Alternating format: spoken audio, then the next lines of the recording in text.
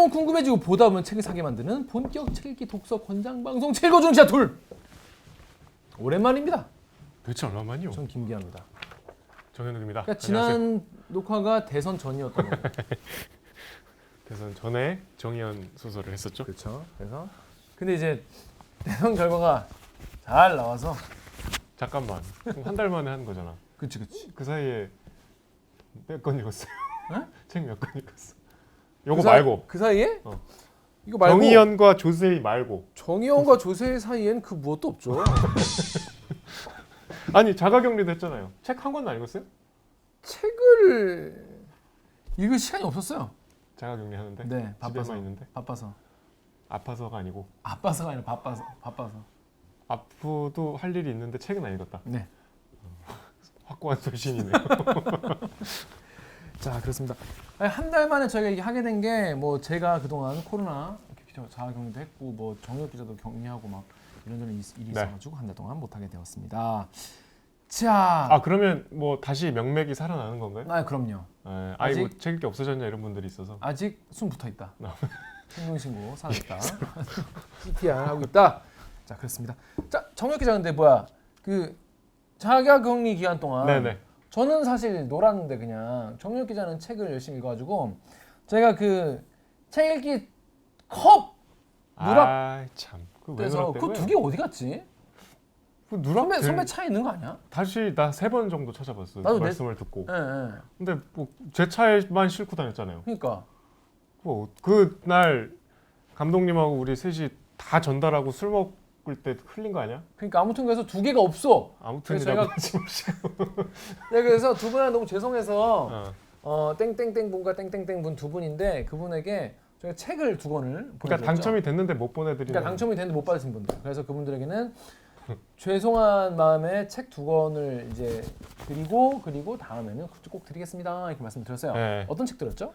제가 자가격리 기간에 이제 읽으려고 사둔 책을 몰아서 읽었는데 그 중에 저희가 뭐 흔히 접할 수 없는 직업을 가진 분들의 책이 궁금해서 사둔 게 있었어요. 하나는 이제 많이들 읽으셨을 거예요. 요새 베스트셀러 목록에도 있는데 대통령의 염장이라는 책인데 이제 염 하시는 장례 지도사가 그 중에서 좀 유명한 분이에요. 그 뭐 김대중 대통령, 노무현 대통령 또 이건희 회장을 수습하셨던 분이고 그분이 쓰신 책이고 또 이제 교도관이 쓰신 책이 있어요. 교도소로 들어가는 중입니다였죠. 제목이 아마 이제 교도소에서 근무하시면서 이제 여러 가지 에피소드와 본인의 생각을 담아낸 그러니까 정말 접할 수 없는 세상 우리가 잘 모르고 낯설고 짐작만 하고 영화에서나 보는 그런 세상들에 살고 계신 분들의 이야기를 듣고 이제 알고 싶어서 사둔 책인데 마침 이제 집에만 있어야 돼서 읽었는데 이게 이제 전문적으로 글을 쓰시는 분이 아니라 다소 뭐 거친 면도 있지만 굉장히 진솔하고 또 어느 면에서는 작가보다 더 깊은 성찰과 또 세련된 문장력도 보여주시고 충분히 읽을 만한 가치가 있던 책이었습니다. 굉장히 많이 배웠고 특히 염장이는 이제 책 제목이 염장이 죽음에 관한 우리 이제 생각해보지 않은 우리 갑자기 이제 죽음을 항상 겪잖아요. 뭐 가까운 분이 돌아가시고 이럴 때 우리가 상갓집을 가지만 내가 그 상황이 됐을 때 그 내가 사랑하는 사람의 죽음을 어떻게 이제 의식을 치룰까 하는 생각을 해보면 이제 좋잖아요. 뭐 그런 일이 없으면 제일 좋겠지만 또 살다가 보면 없을 수는 없죠. 그런 우리가 일상에 치여서 생각하지 못하는 지점들을 책을 통해서 배우는 게 또 독서의 뭐 목적 아니겠습니까? 그런 여러 가지 부합하는 책들이었어요. 그래서 추천드렸어요. 네, 그렇습니다. 저도 그래서 이제 교도소로 들어갑니다. 저도 이제 제 걸로 또 사가지고 나 읽었어요. 읽으려고요. 아이. 사는 게 중요한 거 아니겠습니까? 반색을 했다가 아니 샀다는 거 아니 샀다가 안 읽은 그 많은 책들 어떡할 거야? 거의 뭐 도서관 뭐. 아니 근데 그래서 저희가 그 두 권을 보내드렸는데 제가 그 소포를 이제 사지 않았습니까? 제가 이제 소포를 사는데 하나는 교도소에 대한 거고 하나는 죽음에 대한 거라서 좀 너무 둘 다 어둡다. 네. 하나는 좀 밝은 거를 해도 밸런스가 있었을 텐데 저희 이제 기계적 중립 따위는 이제 개나 줘버리는 그냥 죄다 어두운 걸로. 난 또 뭐 그래서 밝은 책 하나 또 껴놨더니 아니야. 오늘 반전이 많네요. 그래서 어두운 내용 두 권만 보내드려 죄송하다 이런 말씀 드리는데 아니, 내용은 근데 사실 근데 어둡지 않아요? 네 내용은 또 어둡지 않다 이런 말씀 드리겠습니다. 특히 이제 저는 교도관님 책을 보면서 그 교도소에서 근무하시는 분들 너무 고생하시더라고. 또 뭐 가까운 지인도 있으시다면서요. 맞아요. 제 친구 교도관이에요. 그리고 되게 그 안에 있으면 좀 인간에 대한 또 환멸도 생기고 또 이게 교화라는 데 대한 좀 회의감도 생기고 되게 복잡하더라고요. 또 되게 열악하시고 근무 환경이. 그래서 교정 시설도 조금 개선이 돼야 될 것 같아요. 너무 우리 상상 외로 열악하더라고. 그래서 여러분도 기회 되면 한번 읽어보시면 좋을 것 같아요. 자, 지난화 정의연 작가의 낭만적 사랑과 사회.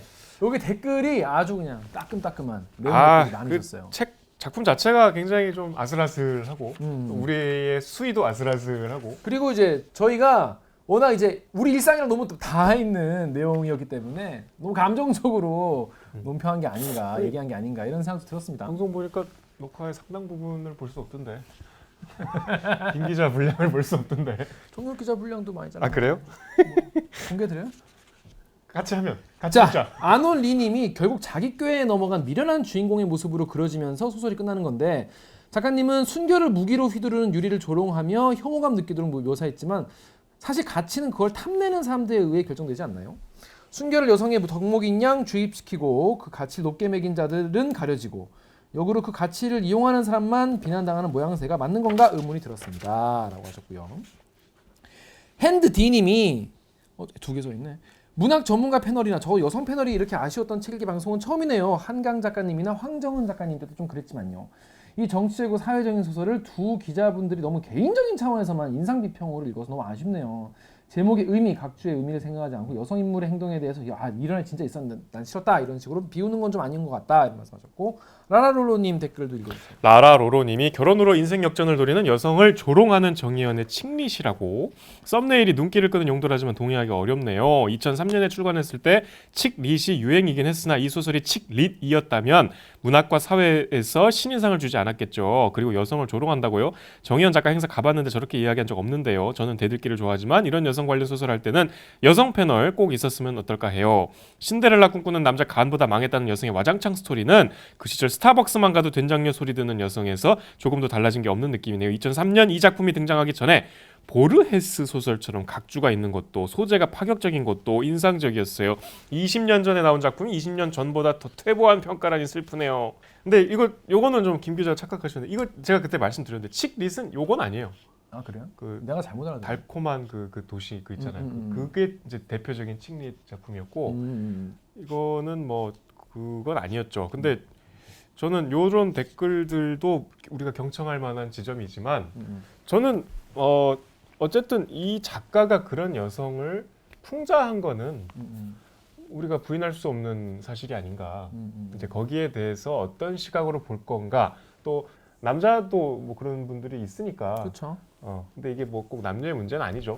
근데 여기서 근데 이제 워낙 어머님도 그렇고 당시 사회상도 그렇고 여성의 순결을 진짜 막 대단한 것 같죠. 여기 말씀하신 것처럼 이제 가치를 높게 매기고 누군가는 그 가치를 사회에서 높게 매기니까 자기 딸은 그 가치를 이용해서 잘 훼손 안 당했으면 싶은 엄마가 또 계속 그런 이제 딸한테 그런 가스라이팅하는 그런 대목이 나오잖아요. 그런 거에 대한 비판은 너무 없고 그 얘기만 듣고 자란 애가 이거를 이제 하려다가 자기 꾀에 넘어가는 모습만 우리가 너무 조롱한 게 아닌가 뭐 그런 말씀이었던 것 같아요. 네. 근데 저희 그 얘기를 언급을 하긴 했는데 너무 이제 적게 하고 사실 우리는 이제 그 우리의 어떤 경험과 그냥 왜 말씀하신 대로 인상 비평에 좀 그치지 않았나라는 반성을 저는 좀 했습니다. 그래도 여기 스타벅스만 가도 된장녀 소리 듣는 여성 요 지점은 무슨 말씀인지 정확하게 알 것 같아요.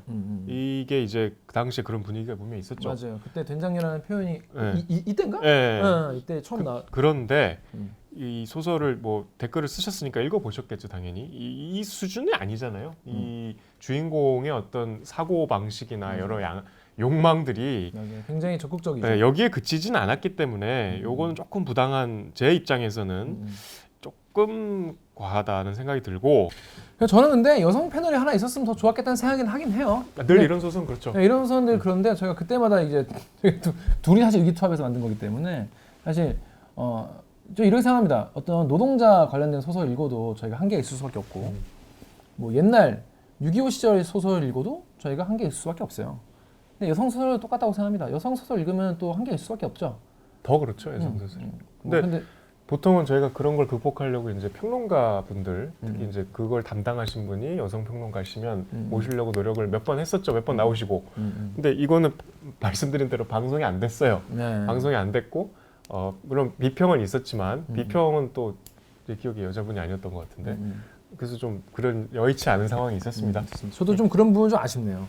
아쉬운데 그건 저희가 부족해서 그랬다. 죄송하다 이 말씀드리겠습니다. 정말 더 풍성하고 좋은 내용이면 좋았겠지만 그 여성 패널과 우리가 또 여러 가지 논쟁을 하면 훨씬 더 방송이 그러니까. 풍부해졌겠네요. 자, 그렇습니다. 하여튼 지난 화는 그렇게 정희연 작가의 낭만적 사랑과 사랑 맞죠? 네. 이렇게 넘어가는 걸로. 자, 이번 주에 다른 소설은 어떤 거죠? 유명한 우리 한국 문학의 고전이죠. 난소공. 난장이가 쏠린 작은 공. 네. 많은 분들이 아시는 소설이긴 해요. 읽어보진 않으셔도 제목은 이제 워낙 제목은 유명하고 모르는 사람 없죠. 모르는 사람이 없고, 그냥 뭐 학교 와서 뭐 이제 뭐랄까 뭐 필독도서 같이 느껴지는 그런 면도 있죠.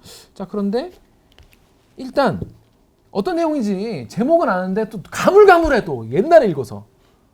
우리도 그랬잖아요. 언제 읽었어요? 처음 읽은 거 언제? 대학생 때지. 나 대학교 때 1학년 때 읽었던 것 같은데 어떤 내용인지 가물가물한 분들 계시죠. 그래서 여러분 뭐 굳이 또 한 번 더 읽을 필요 없이 읽으면 더 좋겠지만 네. 정리혁 기자 어떤 내용인지 1분 만에 정리 가능합니까? 네. 1분 만에 정리 시작하겠습니다. 준비 시작.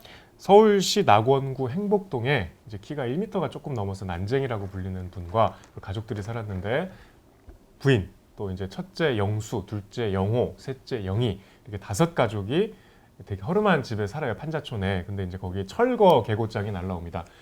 철거를 이주 비용을 이제 새로 아파트가 거기 지어지는데 그 입주권을 줘요. 근데 입주 비용이 약 130만 원 정도 들어가. 근데 이거 그럴 돈이 어디 있어? 이런 사람들이 입주권을 그 투기업자한테 팔아봤자 22만 원 쳐줘요. 22만 원 받아도 내가 전세 보증금 돌려주면 결국 15만 원 빼서 7만 원 남아요. 이제 어떻게 해갖고 25만 원에 팔긴 하는데 터무니없이 낮은 가격이죠. 그 와중에 영수, 영호는 또 다니던 공장에서 부당한 어떤 노동 그 고발했다가 잘리고 그 막내 영희가 이제 결단을 내려서 그걸 사간 투기업자한테 몸을 팔아서 그걸 갖고 옵니다. 돈까지. 그래서 찾아왔는데 이미 난쟁이 아버지는 투신을 했다. 여기까지. 네.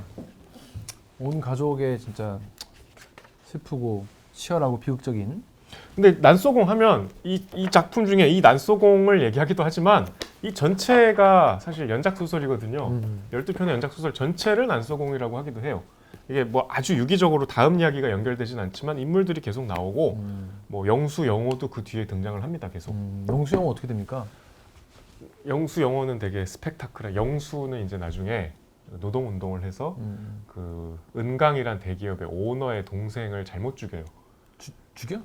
회장을 죽이려고 그랬는데 모르고 동생을 그래서 죽이면 사형이 되죠. 죽이면 안 되지. 아 이제 뭐 하여튼 그런 과정들이 이제 나오는데 그래서 본인도 처형이 되고 처형이 된다. 사형 선고를 받고 뭐 하여튼 굉장히 스펙타클한 내용들이 뒤에 나옵니다. 안 봤네요.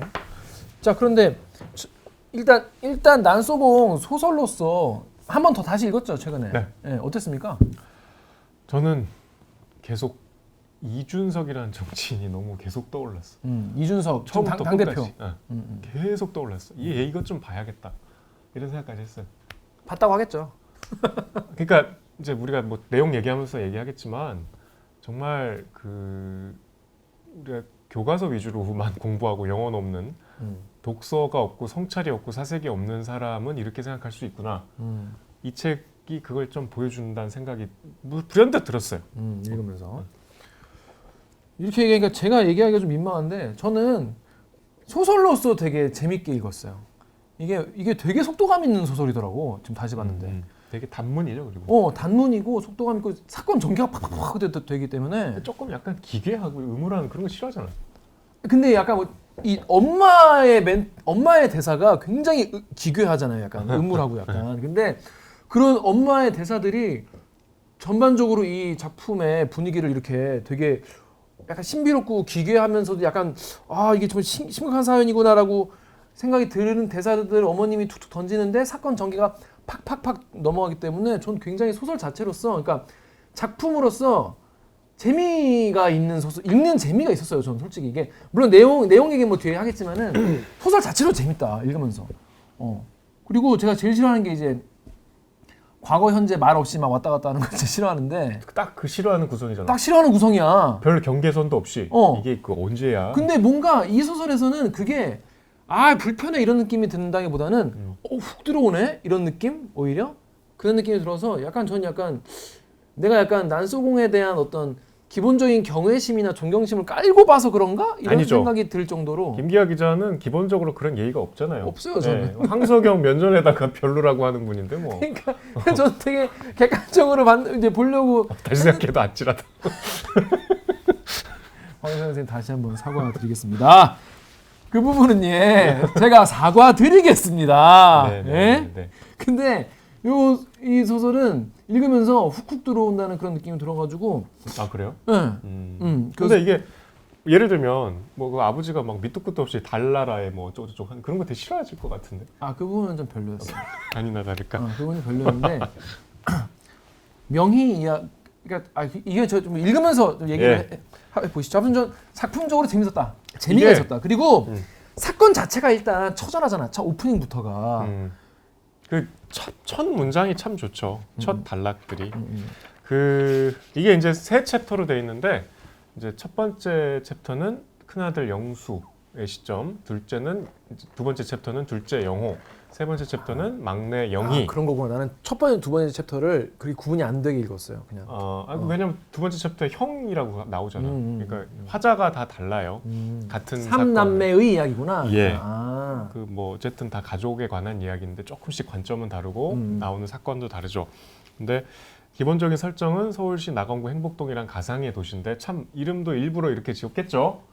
아주 그 현실과 반대되는 이름으로 낙원구 행복동에. 자 일단 근데 50선에 꼽힌 이유가 뭡니까? 이거부터. 이거는 안 꼽힐 수가 없는 게 2008년에 300쇄를 찍었어요. 이건 우리 문학사의 최초의 기록이에요. 300쇄면 많이 찍은 건가요? 보통은 정말 초 베스트셀러는 한 40쇄 찍죠. 50쇄 정도 찍고 뭐 이제 100쇄 넘는 것도 손에 꼽죠. 300쇄를 찍었다는 거는 대한민국의 책을 읽는 사람들은 한 번씩 샀다는 거예요. 적어도 읽진 않았어도. 그건 그 자체로만 해도 충분히 꼽힐 만한 소설이고 2008년에 이제 조세희 선생이 그 기념 기자회견을 인터뷰를 한겨레와 했는데 길이 남을 명언을 하셨죠. 이 책을 아직도 이렇게 읽을 줄 난 꿈에도 상상을 하지 못했다. 그러니까 78년에 쓴 책인데 이제 2008년이면 30년이 지났는데 여전히 뭔가 현실에서 좀 시사하는 바가 있으니까 이 책을 그렇게 독서를 하는 거 아니겠어요? 이게 너무나 옛날에 이렇게 살았지. 뭐 지금은 이렇지 않으니까 라면은 이 책 그렇게 안 읽겠죠. 그리고 사실 지금도 그런 지점들이 있잖아요. 우리가 앞으로 얘기하겠지만 그런 여러 가지 고전의 진정한 의미를 보여주는 책이죠. 그리고 우리가 오늘은 뭐 이 책의 이 작품만 다루겠지만 이 책이 갖고 있는 세계관이 굉장히 두터워요. 그리고 다양한 인물이 등장하고 정말 서사가 풍부합니다. 그래서 이거는 이 자체로 꼭 읽어보실 만한. 이게 아직까지 팔린다는 것 자체가 참 비극적이다. 네, 그 작가가 그런 얘기를 했어요. 그런 말씀을 하셨었죠. 자, 그런데 일단 내용을 보면 처음에 보면은 저는 딱 처음에 누구나 이제 난송하면 제일 딱 처음에 읽게 되는 내용이 이제 천국에 사는 사람들은 지옥을 생각할 필요가 없다. 김 기자가 딱 좋아할 것 같았어 이 문장. 멋있는 문장이죠. 천국에 사는 사람들은 지옥을 생각할 필요가 없다 이 말이요. 천국의 사람들은 뭘 생각하면서 산다?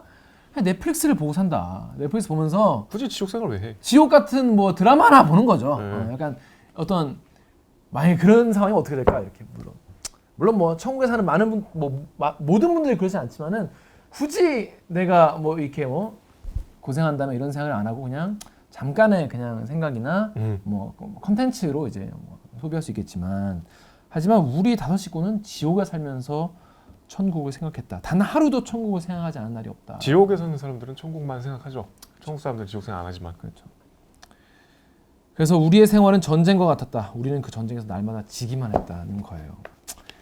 그래서 이게 뭐냐면 철거가 이제 임박한 집에 살고 있는 철구 계고장이 오죠. 그랬더니 어머님이 이 부분도 그랬어. 기어코 왔구나. 어머님이 그 철구 뭐 계고장을 보고 상황을 보면 곧 오겠구나 했겠지. 집을 헐라는 거지. 우리가 꼭 받아야 할 것 중에 하나가 이제 나온 셈이구나라고 하고 어머니와 식사를 중단했는데 보리밥에 까만 된장 그리고 시든 고추 2개와 조린 감자. 그러니까 이게 정말 묘사로 짧은 묘사로 어떤 상황인지 첫 방에 알려주는 거죠. 확 잡죠. 확 잡아서 이 얘기를 들을 수밖에 없을 끝까지. 여러분 여기 철거 계보장이 되게 소설 같지 않게 이렇게 딱 그러니까 굉장히 형식적이 파격적이죠. 나와 있어요. 이거는 왜 이렇게 했다고 보십니까? 이게 이제 아주 그 차가운 행정 집행의 그 느낌이 이 이상 뭐 나올 수 있을까요? 필요한 설정이었다고 보고 굉장히 소설에서 이 뒤로도 잘 볼 수 없는 형식이죠. 그래서 뒤에도 이제 그 행정 문서가 나오는데 이걸 보면서 작가가 작정했구나, 차갑게 보여주려고 작정했구나 이런 생각이 들었습니다. 근데 첫 대목부터 그러니까 소설적으로 아까 흡입력이 있다고 제가 말씀드린 게 이런 부분이에요. 몇 가지 묘사 딱딱딱 해가지고 와 어떡하지? 읽는 사람이 이런 생각을 들게 만들었다는 점에서 소설로서 되게 재밌었다는 말씀을 드렸습니다. 이제 지금 김 기자가 얘기한 부분은 첫째 영수의 얘긴데 영수의 시점에서 이제 제일 큰 형이죠. 자신의 상황, 자신의 가족들을 이제 묘사하는 대목인데 일단 난쟁이라고 불린 아버지는 이제 키가 작기도 하고 그다음에 이제 여러 가지 그 빈민촌에 사는 뭐 철거민 여러 가지 육체 노동을 전전하시는 그의 이력 때문이기도 하고 그다음에 이제 제일 여기서 갑갑한 거는 이제 여기 어머니 아버지 난쟁이와 그 부인의 어떤 집안 내력 자체가 머슴의 집안이다.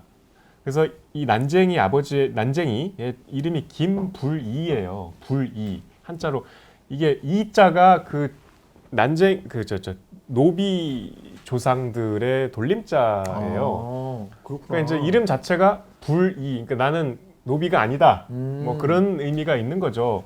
하지만 현실은 노비의 삶을 살고 있는 거죠. 이 자본주의도 어쨌든 신분이 있다고는 가정을 해보면 그런 이제 상황인데 이제 이 소박하게 그 판자촌에 지은 집까지 이제 뺏기게 된 이제 설정이 시작인 거죠.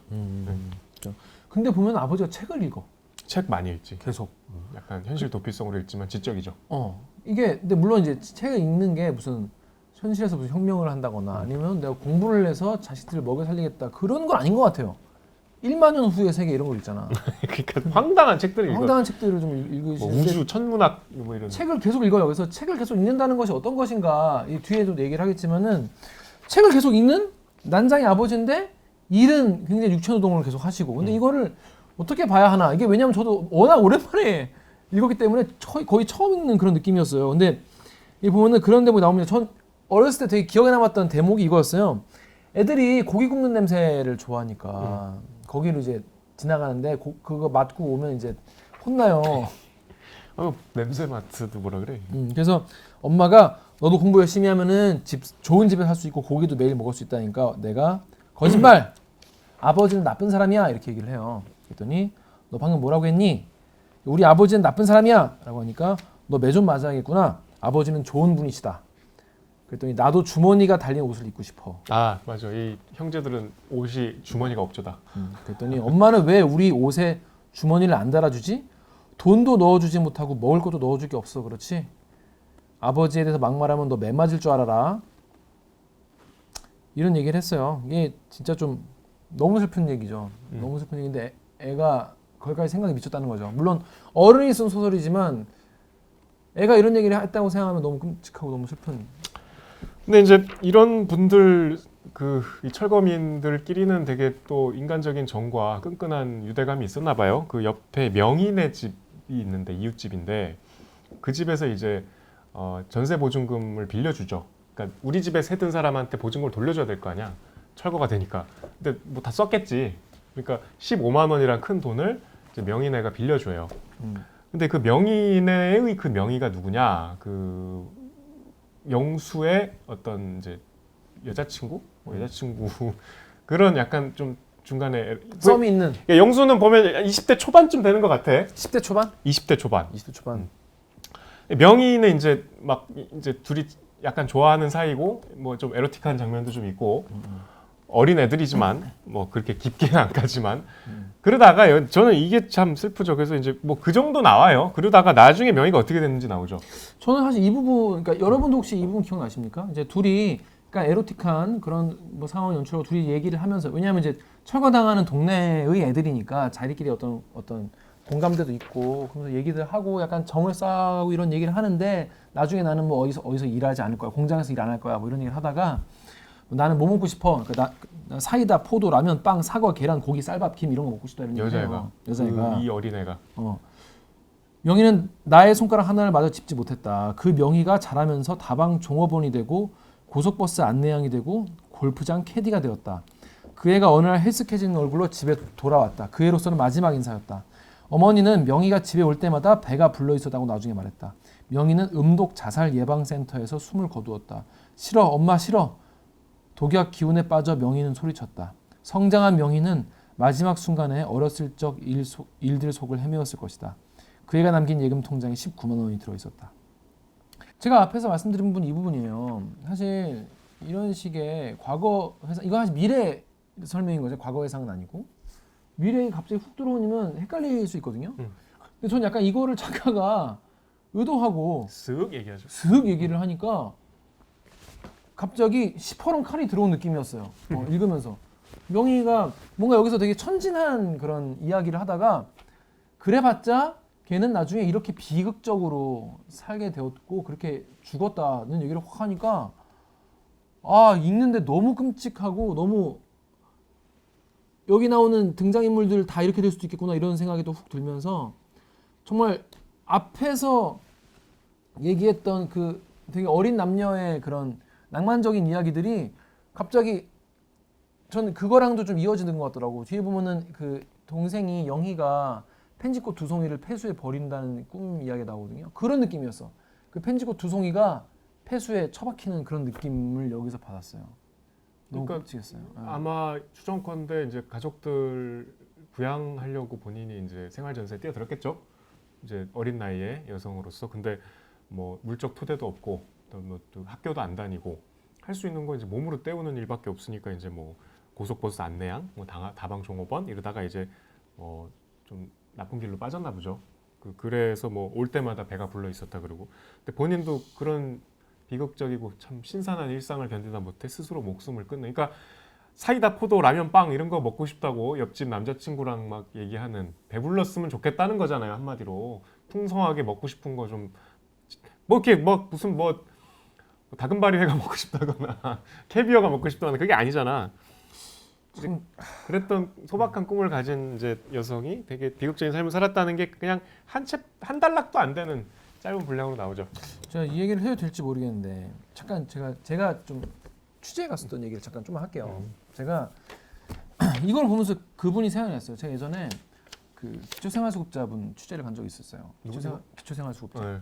기초생활수급자분이 반지하에 사시는데 제가 거기 이제 가가지고 기초생활수급자지만은 뭐 다른 사정 때문에 이제 생활수급을 못 받으시는 그런 분의 이제 얘기를 이제 취재하러 갔었는데 그분 얘기를 들었는데 뭐 굉장히 긴 이야기니까 짧게 말씀을 드리자면은 이분이 그러니까 쫓겨났어. 생활수급자 걸 박탈돼가지고 나왔는데 그게 그 뭐 친척이 뭐 돈을 번다는 그런 이유였어요. 친척 돈을 번다는 이유였는데 나올 때 갈 데가 없잖아. 갈 데가 없어가지고 자기 친동생 분이 암에 걸려가지고 암 보험금이 나왔습니다. 암 보험금이 나왔는데 그게 사실은 수술비를 써야 되는 거예요. 병원비를 써야 되는데 그걸 잠깐 빌려달라고 했대요. 그걸 빌려가지고 방 보증금을 이제 구하신 거예요. 반지하에. 그리고 좀 살고 계신데 이게 그러니까 이거 보증금을 나중에 안 줘가지고 그 뭐 수술도 계속 미루고 지금 계시대. 암인데? 응, 암인데 지금 미루고 계시고. 그러니까 사실 그러니까 친동생도 건강이 점점 더 안 좋아지는 거죠. 근데 이분은 나갈 데는 없고.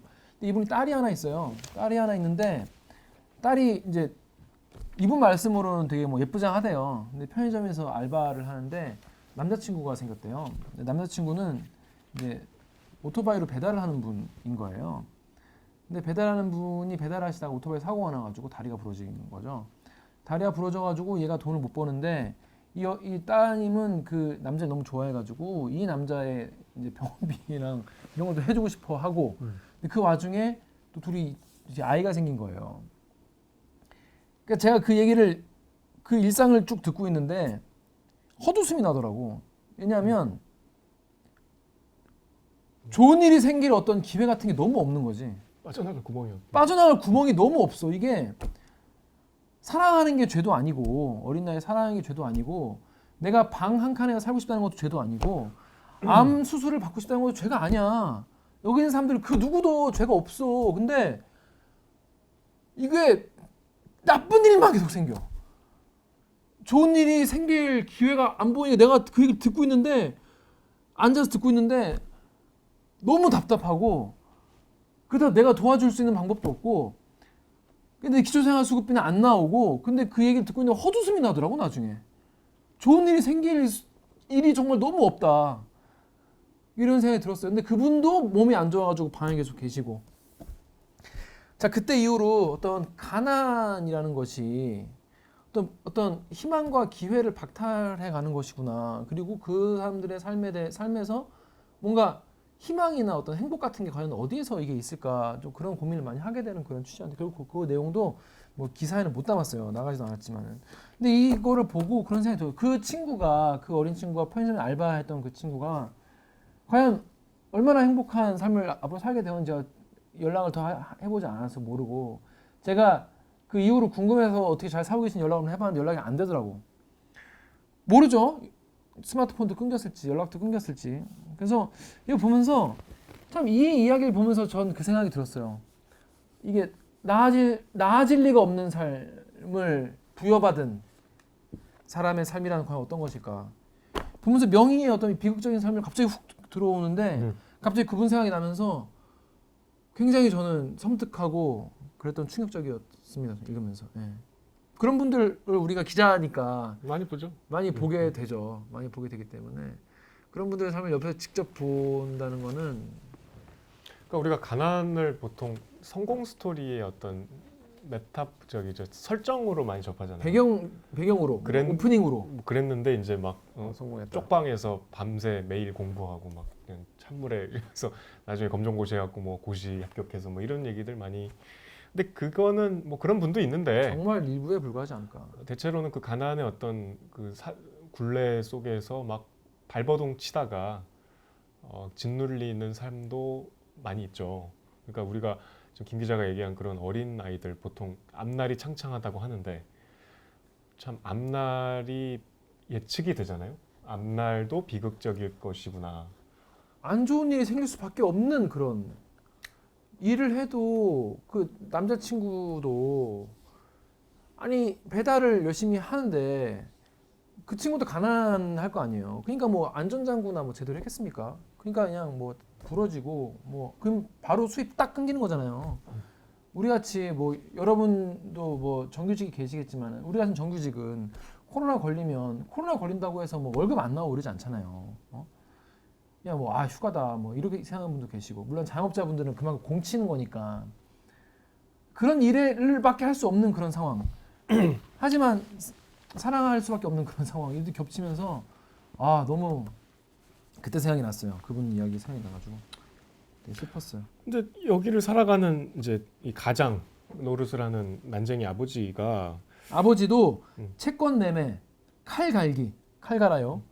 고층 건물 유리 닦기, 펌프 설치, 수도 고치기 이런 일을 하셨다고 그러니까 나와요. 혼신을 다해서 이제 생계를 꾸려가는 거죠. 열심히 일을 하신 거죠. 할 수 있는 일. 뭐 신체적인 한계도 있는데, 근데 이제 막 그 지섭이라는 인텔리하고 친하잖아요. 저기 다른 이제 소설에 또 지섭이의 또 얘기가 나오는데, 여기 지섭이가 이제 막 책도 빌려주고 아버지는 계속 달나라로 떠나고 싶어해요. 그래서 그 첫 번째 챕터 영호의 이야기는 아버지가 벽돌 공장 높은 굴뚝에서 피레침을 잡고 서서 위태롭게 서서 종이 비행기를 날리는. 그러니까 아버지는 계속 어딘가로 날아가고 싶어 하시는 거죠. 왜 그런지는 뭐 우리 말 안 해도 알겠죠. 그리고 이제 영호의 얘기로 넘어갑니다. 두 번째 챕터로. 참 이게 아버지도 보면 여기서 이제 약간 읽어보면 약간 이제 마음이 좀 아프신 상태에 돌입이 된 상황이거든요. 근데 그 전까지 정말 한다고 한 그런 정말 최선의 노력을 뭐 진짜 온몸으로 온몸으로 기울였지만 이게 이제 더 이상 갈 데가 없어지게 되면서 뭔가 놔버리신 그런 느낌이 들죠. 그런 상황이 되면서 영호의 이야기로. 영호는 그러니까 여기서 영수랑 영호 두 형제는 그 인쇄소보다 좀 큰 공장인 것 같아요. 그 뭐 식자공도 있고 뭐 책 인쇄도 하고 출판도 하고 뭐 이런 데 같은데 거기에 같이 이제 근무해요. 그러니까 같은 회사를 다니는 거지. 물론 하는 일은 다르지만.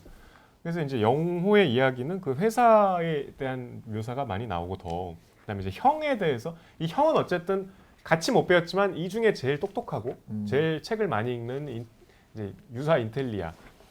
근데 저는 이 대목이 제일 인상적이고 좀 그렇게 이제 형의 비망록을 이제 몰래 보는데 이제 형의 일기장이에요. 이게 참 처절한 얘기죠. 그 이제 지도자가 넉넉한 생활을 하게 되면 인간의 고통을 잊어버리게 된다. 따라서 그들의 희생이란 말은 전혀 위선으로 변한다. 나는 과거의 착취와 야만이 오히려 정직했다고 생각한다. 햄릿을 읽고 모차르트 음악을 들으면서 눈물을 흘리는 이 교육받은 사람들이 지금 나 같은 이웃집에서 받고 있는 인간적 절망에 대해 눈물 짓는 능력은 마비당하고 또 상실당한 것은 아닐까라는 아주 신랄한 비난을 하죠. 아주 계급적인. 여기 맨 앞에 김기하 기자가 인상적이었다고 하는 그 이제 첫 문장, 아버지를 난장이라고 불렀다 사람들은 거기에 이제 모든 그 나를 포함한 5식구의 모든 것을 걸고 그들이 옳지 않다는 것. 그러니까 이 영수라는 이 집의 장남이 세상을 굉장히 이분법적인 시각으로 보고 있고 그럴 수밖에 없는 환경도 뒤에 나오고 한 게 여기 적나라하게 나오죠. 모차르트와 햄릿을 읽고 눈물 흘리면서 정작 진짜 자기 주위에 있는 실제 비극에는 무감한 아주 그 뭐라 그러죠? 가진 자들에 대한 우리 마르크스 용어로 뭐라 그러죠? 그 아주 그 증오 뿌리 깊은 증오를 갖고 있다는 게 여기 드러나는데 뭐 그런 형을 되게 추앙하는 동생의 이야기예요. 근데 저는 이 부분보다 여기까지 읽었잖아요. 저는 그 뒷부분이 전 더 딱 그 다음 문장부터가 전 더 인상적이었는데 그래서 또 이런 거 세대와 세기가 우리에게는 쓸모도 없이 지나갔다. 세계로부터 고립되었기 때문에 우리는 세계에 무엇 하나 주지 못했고 가르치지 못했다. 우리는 인류의 사상에 아무것도 첨가하지 못했고 남의 사상으로부터는 오직 기만적인 겉껍질과 쓸모없는 가장자리 장식만 취했을 뿐이다. 그러니까 이제 삶의 의미, 그러니까 나는 그냥 아무것도 아닌 삶으로 세계에 어떤 벽돌 하나 올리지 못하고 가는구나 이런 거에 대한 속상함, 슬픔 이런 이야기를 써놓은 거죠. 그러니까 왜냐면 형은 그런 거에 대한 어떤 욕망과 의지가 있었으니까. 형은 똑똑한 사람인 거예요. 근데 아버지가 영호한테 야, 너 책 좀 읽어라. 사람들이 저에게 늘 하는 얘기죠. 책 좀 읽어라. 그래서 뭘 하겠다는 게 아니야. 형이 뭐라냐면 나는 책을 통해서 나 자신을 알아보려는 거야. 이렇게 약간 게임자의 그런 말을 하죠. 그랬더니 내가 동생이 뭐라고 하냐면 이제 알겠어. 이제 알겠다 이 말이요. 형은 이상주의자야. 이렇게 얘기를 했는데 동생도 꽤 똑똑해. 근데 동생은 이 말을 하고 나서 나는 아주 기분이 좋았다. 나도 형만큼 잘했다는 것을 알려주고 싶었다.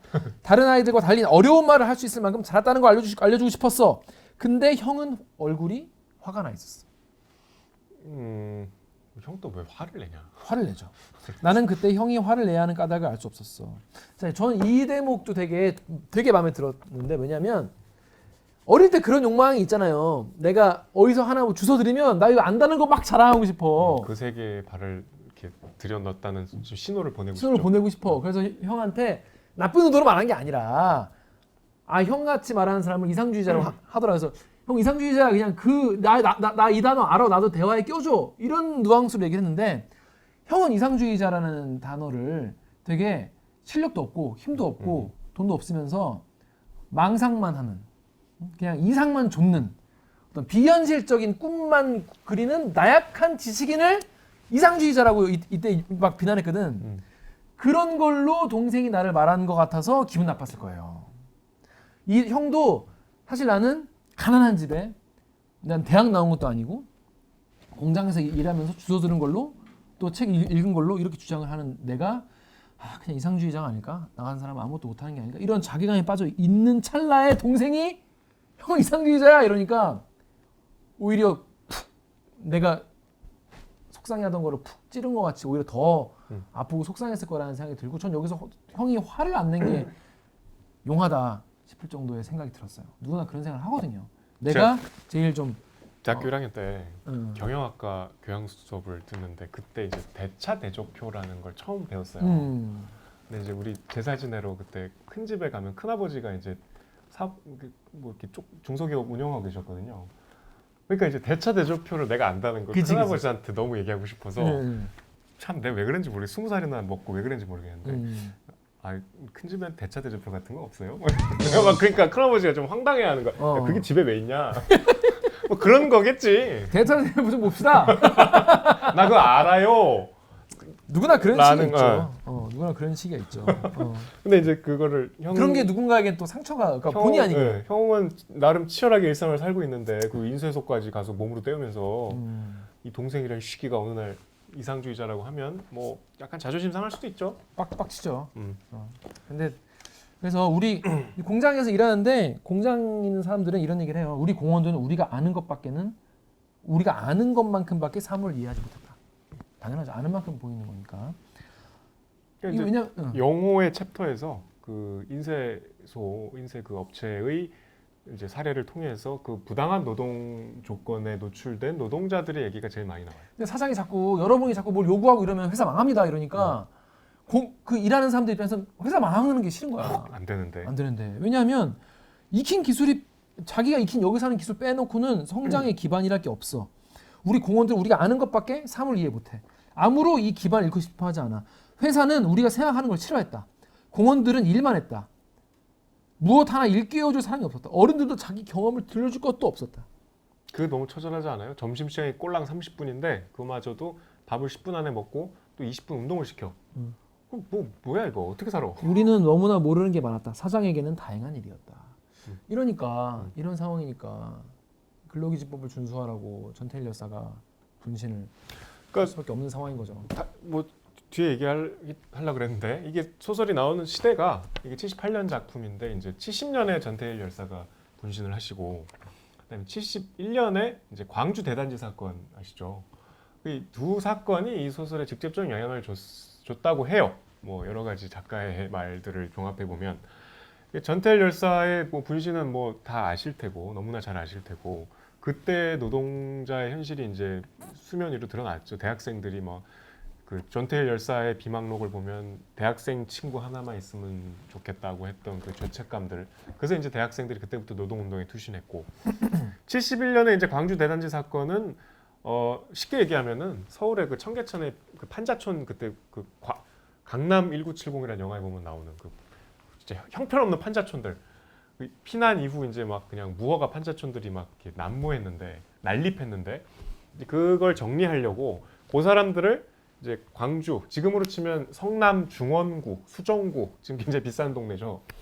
모란시장 있는 그쪽 거기다가 이제 주거 단지를 만들고 뭐 저기 분양을 해준다 그러고 이제 다 보내는데 사실상 거기 아무것도 없었어요. 허벌판에 군용 텐트만 쳐놓고 상수도도 없고 교통시설도 없고 해서 완전 사는 게 지옥이고 심지어 이제 시간이 흐르면서 르포기사 조선일보 르포기사 중에 유명한 게 거기 애까지 삶아 먹더라. 뭐 그런 기사가 있을 정도로 애? 갓난아기를 삶아 먹는다고? 식인을 했다고요? 네, 굶어서 다들 굶주려서 그래서 폭동이 일어났어요. 대한민국 역사에 처음으로 정치적인 이유가 아니라 경제적인 이유로 폭동이 났던 사태래요.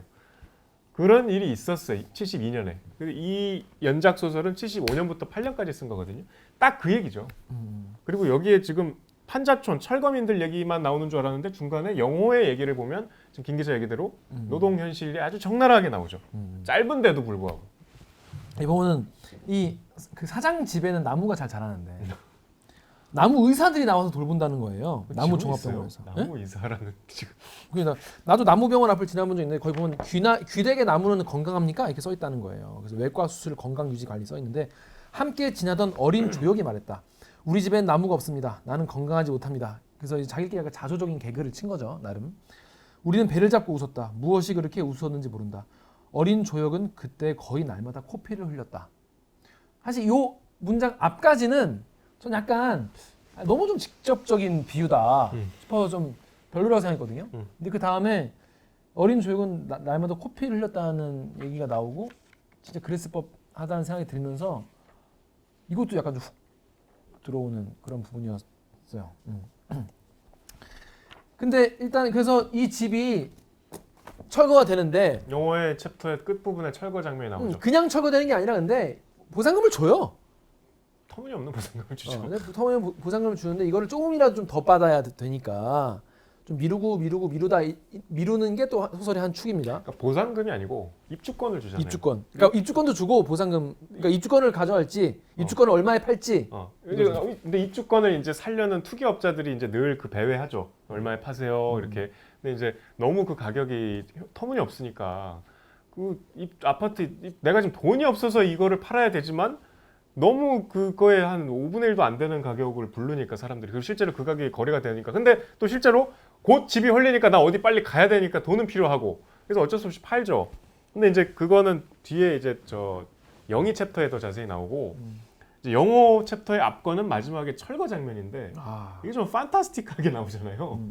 이게 이제 마지막으로 뭐 좀 돈 받은 돈으로 이제 막 거하게 고기 파티를 하죠. 고기 파티를 하는데 이제 바깥에서 막 망치로 다 때려 부시죠. 태연하게 밥을 먹고. 결국 다 때려 부시고 이제 담장이 없어져서 바깥에서 다 보이는데 가족들이 밥을 먹고 있는 거야. 그러니까 또 이 사람들은 기다려주지. 기다려주는데 밥을 다 먹고 치우니까 이제 본격적으로 철거하기 시작하는데 이 화자인 영호는 갑자기 낮잠이 뭐 자요. 뭐 그런 내용으로 끝납니다.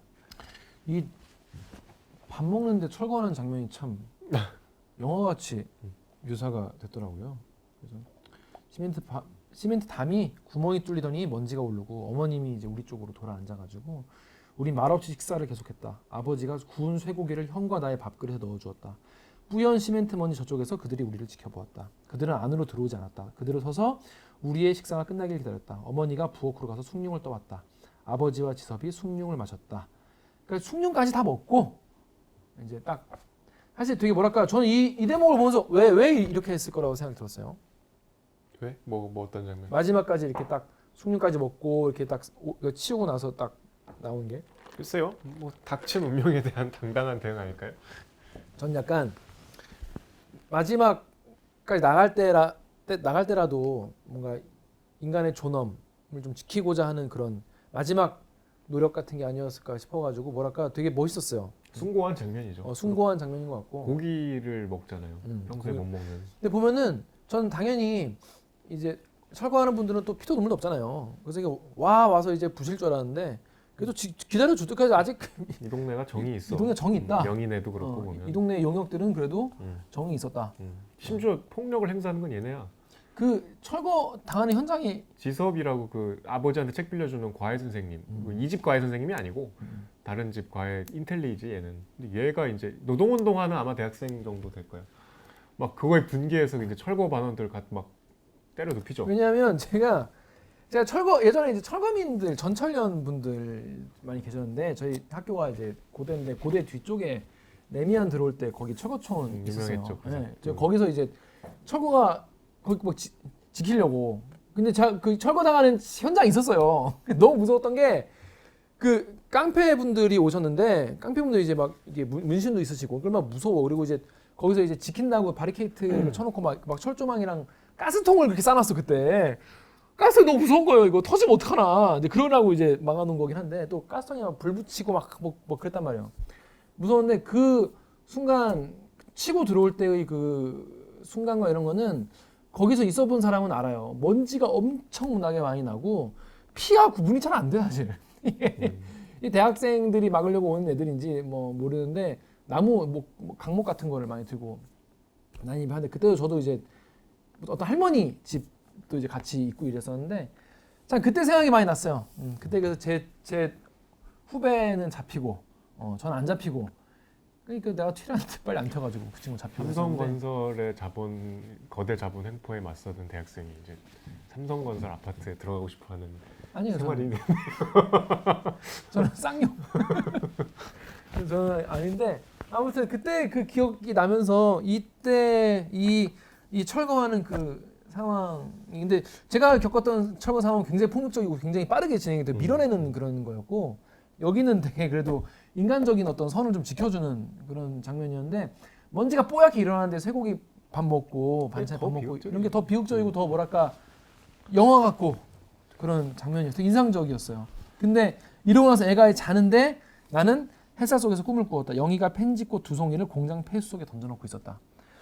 참 영희는 이 집안의 아이돌이에요. 되게 이쁜가 봐. 막내 동생인데 그래서 빵집에서 일을 하고 영호, 영수 이 두 형제도 영희를 약간 다른 존재로 봐요. 그 빵집 얘는 뭔가 사는 세상이 좀 다른. 그리고 늘 그 풀밭 꽃밭에서 펜지 그 꽃밭에서 기타 치고 얘는 좀 애가 곱게 자란 것 같은 곱게 자랄 수 없는 환경인데 근데 이제 뭐 폐수에 그 꽃을 던지고 이제 마지막 챕터에서 이제 영희의 활극이 시작되죠. 영희의 활극은 제가 읽고 나서 좀 신기했던 게 뭐냐면 읽을 땐 제일 재밌었거든 그 부분이. 근데 읽고 나서는 이렇게 막 기억에 남는 건 없더라고. 그 어쨌든 제일 좀 소설의 결과 다른 그죠? 약간 부분이잖아요. 갑자기 스릴러물, 범죄물 약간 이런 느낌으로. 네.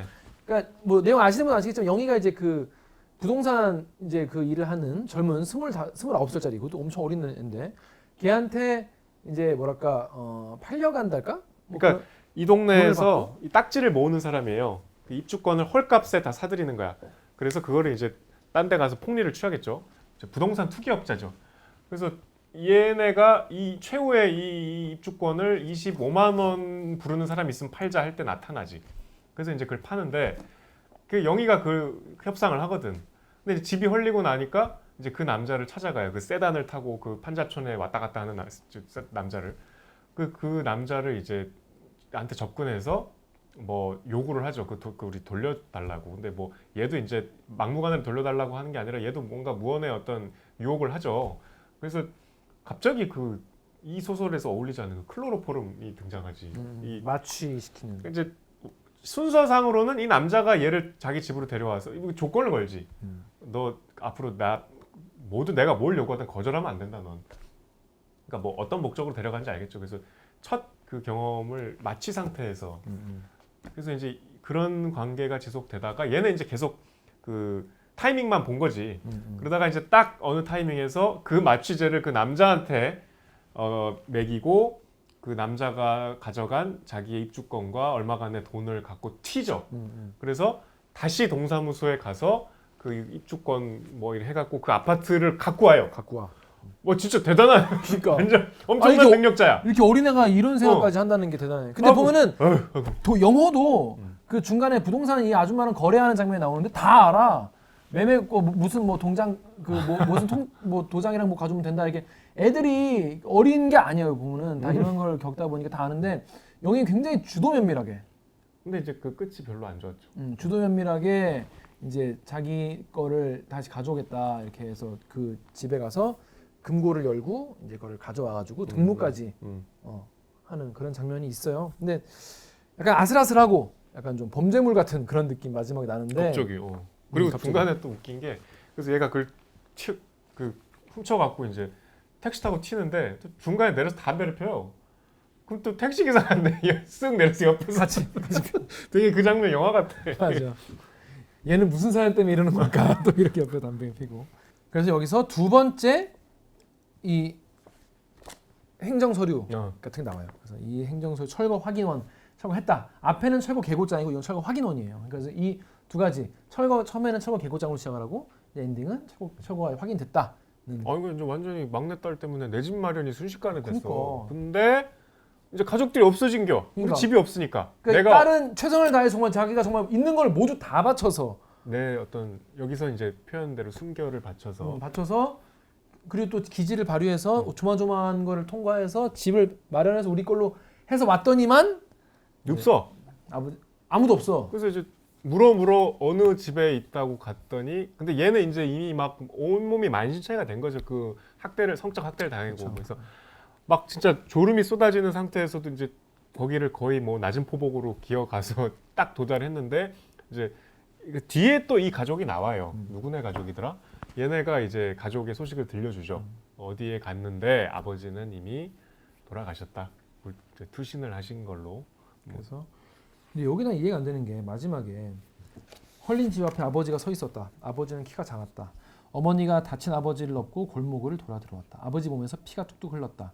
그러니까 아버지가 그 앞에서 영수 첫째 저 영수. 영수의 끝같이 피레침 같은 높은 공장 굴뚝에 이제 서 있었던 거예요. 거기 종이 비행기 날린 거잖아요. 근데 아버지가 내가 큰 소리로 오빠들을 불렀다. 오빠들이 뛰어나왔다. 우리들은 마당에 서서 하늘을 쳐다봤다. 까만 쇠공이 머리 위 하늘을 일직선으로 가르며 날아갔다.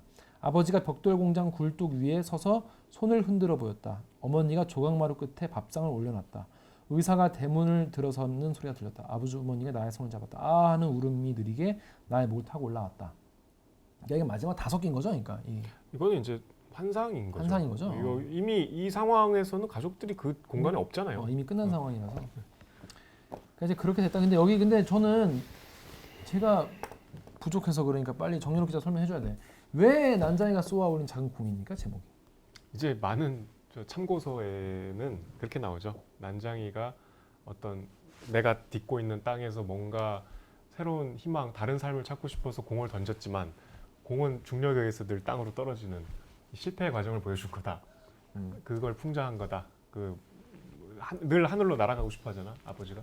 그렇게 이제 참고서에는 나와요. 근데 여기 이 부분에는 까만 여기서 쏘아 올린 작은 공 이런 제목을 보여주는 대목은 이거 딱 하나밖에 없어요. 까만 쇠공이 머리 위 하늘을 일직선을 가리며 날아갔다. 일직선으로 쭉 날아갔다는 거니까 안 떨어졌는데 여기 소설에서는. 근데 이제 이 뒤에 스토리를 이제 뭐 계속 읽다 보면 이제 우리가 쏘아 올린 작은 공이라고 하면은 어떤 거대한 서사의 시작, 뭔가 단초를 그러니까, 제공했다 이런 희망적인 메시지가 있잖아요. 그쵸. 이제 이 각성한 영호 영수는 완전 이제 노동운동가가 돼요. 이 가족들이 나중에 이제 그 이사를 가거든요. 인천으로 추정되는 가상의 뒤 소설을 읽으면 가상의 도시를 가서 이제 거기 대기업에 취직을 해갖고 거기서 이제 막 노동운동을 해서 심지어 그 영수는 아까 말씀드린 대로 오너의 동생을 죽여 아주 그냥 그 아버지의 죽음으로 인해 투사가 된 거죠. 그런 현실을 변화시키기 위한 어떤 각성을 하는 그 시작이 아버지의 죽음이었기 때문에 뭐 어쨌든 그런 현실을 이런 비참한 현실을 바꿀 수 있는 그런 개개인의 각성을 뜻하는 거라고 저는 봐요. 하지만 그게 이 소설 끝까지도 결국 좌절이 돼. 왜냐하면 이게 메비우스의 띠라는 소설을 시작하는데 이게 어떤 선생님이 그냥 갑자기 뜬금없이 그 탈무드 얘기를 해요. 그래서 굴뚝 청소하는 애 둘이 있는데 한 놈은 얼굴이 빨까맣고 한 놈은 얼굴이 말짱한데 누가 세수를 할까? 정답은 얼굴이 깨끗한 놈. 왜냐하면 까만 놈을 보고 나도 저렇게 했구나 하고 하는 그런 이제 선생님 얘기가 나오고 그다음에 난쟁이와 꼽추 얘기가 또 나와요. 난쟁이와 꼽추가 나중에 뒤에 영수와 영호 얘기를 전해줘 독자들한테. 그러니까 이제 바깥의 스토리와 안의 스토리가 있는데 이게 이제 결국 현실과 어떤 이상의 이 웨비우스가 안과 겉이 없듯이 우리가 그거를 극복을 해야 된다. 이 이분법적인 사고를 극복하자 이런 메시지가 좀 있는 것 같아. 젊을 때 쓴 책이니까 조금 그게 좀 세련되지 못하게 드러나긴 했는데 그러니까 이 소설을 제대로 이해하려면 사실 이 12편을 다 봐야 돼요. 그 뒤에 서사까지 해서 어쨌든 그래서 부질없는 시도지만 어쨌든 필요한 희망을 얘기하고 있는 제목이 아닐까 봐요. 참 여기까지만 보면 참 꿈도 희망도 없는 그런 상황인데 뒤에 보면 또 뒤에라고 해피엔딩은 아니야. 자 여러분 이게 이런 내용이었습니다. 여러분도 이제 보신 분도 많이 계시고 뭐 이번 기회에 다시 읽은 분도 많이 계실 텐데 전체적으로 저는 재미있게 일단 읽었고요. 이 환상이나 제가 환상, 과거 갑작스러운 회상 이런 거 되게 싫어하고 그런데 여기서는 이 소설에서는 왠지 그런 게 느껴지지 않아서 이게 81년도에 영화로 나왔거든요. 거기 첫째 영수가 안성기 그리고 이제 영희가 이제 금보라씨인데 뭐 포스터를 띄워주실까요? 이게 전혀 이 소설과 결이 다른 포스터입니다. 그래? 영희 약간 에로 영화 같은 진짜? 그 당시가 그랬대요. 망했어. 그래서 감독이랑 막 그 당국이랑 막 멱살잡이도 하고 그랬대요. 늘 이제 배급사 이런 데서는 야하게 야하게 난소공인데 포스터가 진짜 이상해요. 정말 이상한 시대였구만. 그 조세 소설가님은 그거에 대해서 화 안 내요? 열받았게. 그리고 심지어 그 영화의 음악을 김민기 선생이 담당했는데 다 진짜? 잘렸어. 아, 이 노래가 정말 희한한 시대였죠. 그때는 81년이니까. 80년, 제가 태어나셨네요. 참 희한한 시대였네요. 저도 태어나고. 자, 그렇습니다. 여러분 어떻게 보셨습니까? 조세희 작가 근데 아까 말씀하신 대로 이 소설 이후로 작품이 많지 않죠? 그러니까 조세희 하면 난소공이에요. 그 뒤에 과작이고 그러니까 뭐 거의 그 뒤 소설도 이게 난소공 같은 존재감은 솔직히 없어요. 그러니까 참 난소공 한 작품인데 마치 우리가 이제 조정래는 태백산맥이다라고 얘기하듯이 그 한 작품일지언정 아주 그 깊이가 어마어마하죠. 근데 그 이번에 그 왜 인터뷰는 왜 안 하게 된 거예요? 리포트는? 그러니까 저희도 당연히 뭐 앞부분에서 다루려고 여러 가지 시도를 해봤으나 건강상의 이유로 이게 그렇게 고령은 아니시고 그러니까 42년생이니까 고령이시긴 한데 43년생 황석영의 체력을 생각해 보면 좀 안타깝죠. 건강상의 이유로 리포트는 못했지만 50편 안에 들었다 이런 말씀 드리겠습니다. 그러니까 저는 그 앞에 이준석 말씀드렸는데 이제 지옥에 살고 있는 사람들과 천국에 살고 있는 사람들의 어떤 간극의 그 깊이. 그러니까 이 철거민들이 이 집을 막 잃고 여기 중간에 이제 막 폭력을 행사하는데 여기 보면은 끊임없이 그 구청 관공서의 어떤 차가운 그 대응이 나오잖아요. 이 영희의 서사 얼마나 처절해요. 막 몸까지 내가 팔아가면서 이거를 끄집어 와갖고 막 왔는데 줄 서서 도장 있어요? 뭐 이거 있어요? 산 거예요. 이런 막 기계처럼 돌아가는 이 관료제의 아주 처절한 그 냉혹함. 이게 사실 그 공무원들은 모르죠, 얘 사정을. 근데 걔 사정은 공무원들이 알 수 없죠. 그렇죠. 사는 세상이 다르니까. 지옥에 사는 사람들은 이 이성으로 이해 안 되는 그 고통이 있고 어떤 직업은 그 고통 속으로 들어가야 되는 직업도 있습니다. 그런 사람들이 필요하죠. 이준석 씨는 그 직업을 갖고 있는 분이었기 때문에 저는 그 발언에 대해서 우리가 앞에 다른 방송에서 비판했지만 다른 방송이 아니죠. 우리 배들께서. 전장현, 이동건 투쟁에 대해서. 이 책을 꼭 한번 읽어보셨으면 좋겠다. 자꾸 이렇게 논리로 아니 시민들한테 볼모로 뭐 불편을 끼치고 이런 논리의 너머의 세상도 있고 그 문법과 질서를 파괴할 수 없는 그 처절한 정서도 있다. 세상은 그렇게 간단치 않다라는 거를 조금 소설을 통해서 한번. 그렇죠. 이게 커뮤니티 같은 데서 아니면 트위터나 이런 데서 이제 논리로 조지면 뭐 상대가 이제 두 손 두 발 들고 그렇게 할 수 있겠지만은 실제로 그 삶 안에 있는 사람과 세상을 바꾸어 가려면, 그러니까 세상이 있는 대로 있는 이 논리 안에서만 하려면 얼마나 쉽겠어요. 근데 그런 거는 정치인들이 하는 게 아니죠.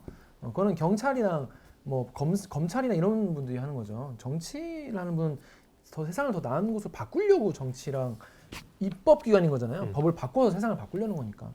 그런 부분이 굉장히 아쉬운 그런 멘트였죠. 그 철거민에 대해서 마찬가지예요. 뭐 저도 뭐 여기 철거민에 대한 이야기니까 잠깐 얘기를 하자면은 뭐 전철련이라는 단체가 지금도 있나요? 지금도 있죠. 왜냐면 굉장히 있어요. 뭐랄까 전철련 같은 굉장히 폭력적인 뭐 그런 집단. 제가 뭐 전철련 옹호하려는 게 아니라 뭐 그런 걸로만 이제 이미지가 많이 박혀 있잖아요. 근데 그런 게 생겨나게 된 원인과 거기서 생기는 부작용 같은 것도 있겠지만은 그런 거를 해결하려면은 법 테두리를 넘어서는 사고, 그런 상상력, 그리고 그런 따뜻한 마음, 그런 게 필요하지 않나. 그리고 그런 것 때문에 법도 바꾸고 세상을 좀 바꿔야 되지 않나 이런 생각이 들어가지고 옛날 생각이 많이 났어요, 저는. 자, 그렇습니다. 여러분 어떻게 읽으셨습니까? 저는 되게 오랜만에 좀 제 과거를 돌아보게 만드는, 정의연 작가의 그 소설도 저의 과거를 돌아보게 만들었다면 과거의 양면. 과거의 양면, 이런 옛날도 생각을 하게 됐습니다. 자, 정혁 기자, 다음 주에는 우리 어떤 소설? 다음 주에는 이제 아주 재밌는 소설. 그래요? 이제 최근에 이거 좀 이제 우리가 계속 냉탕 온탕을 왔다 갔다 하는 게 재밌잖아요. 이거는 딱 요새 읽으면 좋은데 제목이, 그러니까 이 안녕 주정뱅이라는 소설집에 들어가 있는 봄밤. 밤? 지금 봄이죠? 네, 봄밤. 스프링 나이트? 이거 읽으면 술 땡깁니다. 스프링 나이트예요? 네. 나이트? 네. 봄밤을 봄밤. 읽고. 봄밤이 맞나? 봄밤이 맞나? 봄밤이 맞지. 밤이 맞죠. 밤이 맞지. 봄밤. 하지만 봄밤 하면 좀 그렇잖아. 봄밤밤밤 보고밤밤 봄밤밤. 봄밤이 재밌어요, 되게. 근데 이게 보니까 제목이 안녕 주정뱅인데, 소설집 제목이 안녕 주정뱅인데 안녕 주정뱅이라는 소설은 없네요. 그러니까 이제 다 술 얘기예요. 술 얘기야. 재밌겠죠? 딱 봄에 읽으면 좋은 봄. 짧네 또. 짧아. 김 기자가 제일 좋아하는 짧은 소설이고. 9페이지에 시작해서 39페이지에 끝나기 때문에 금방 읽는다. 여러분 다음 주까지 권여선 작가의 소설집 안녕 주정뱅이에 있는 몬밤 몬밤 읽어오시면 되겠습니다. 자 그럼 저희는 다음 주에 안녕 주정뱅이로 인사드리도록 하겠습니다. 책 봐. 다음 주에도. 다음 주에도. 응. 책 봐. 안녕. 책 좀 봐. 네. 저에게 하는 얘기예요. 네. 고생하셨습니다. 아, 이거 책 읽기라도 안 하면 나 책 진짜 개 안 보겠. 진짜 정확하게 그것만 보내. 딱 그거만. 그거에 고쳐서 참 바짝. 성실해. 성실하지. 나 아침 먹었어요? 아침 먹었죠. 나 아침 안 먹었어. 배고파요. 아침 먹어도 점심 되면. 감독님. 네. 아침 먹었어요? 저 아침 많이 간단하게 배고파 배 안 고파? 저 배고픕니다. 뭐 먹고 싶어? 한 번은 좀 한 골라봐라. 번은 진짜 우리가 한 번은 아이디어를 내봐 진짜. 돈까스? 돈가스? 돈가스 좀 없어 회사 앞에. 아 진짜요? 뭐 돈가스야. 지난 그 아 또 뭐 있구만. 그냥 뭐 가자고 했던 그 탄탄면 집은 탄탄면? 옆에 있었던 가게 하나 있지 않았어요? 탄탄면? 매운탕 옆에. 탄탄면? 매운탕? 우리 칼국수 먹은데? 매운탕 그 대구. 아 대구. 우리 그 거기 뭐 어디? 거기도 우리 오복생태탕 옆에 탄탄면집 있었잖아. 어디? 그 오복생태탕. 오복센터가 어디 있었죠? 그 저기 지하에 홍콩 다방 우리 커피 마시고 거기. 홍콩 반점? 홍콩 다방에서 뭐. 홍콩 다방은 뭐야? 여의도역까지 가서 그 디저트 먹으면 스타벅스 지하로 내려가서. 뭐 나 기억이 하나도 안 나냐? 아 거기! 아 거기! 그래 거기 갑시다. 너무 멀지 않나? 너 뭐야? 아 이렇게 뭐 거기 귀찮게. 아니 뭐 오늘 날씨 안 춥나? 가도 돼. 가 그러면. 그럼 빨리 정리하고 밑에서 보자. 네 알겠습니다. 오늘은 탄탄면. 이거 끊을게요. 네.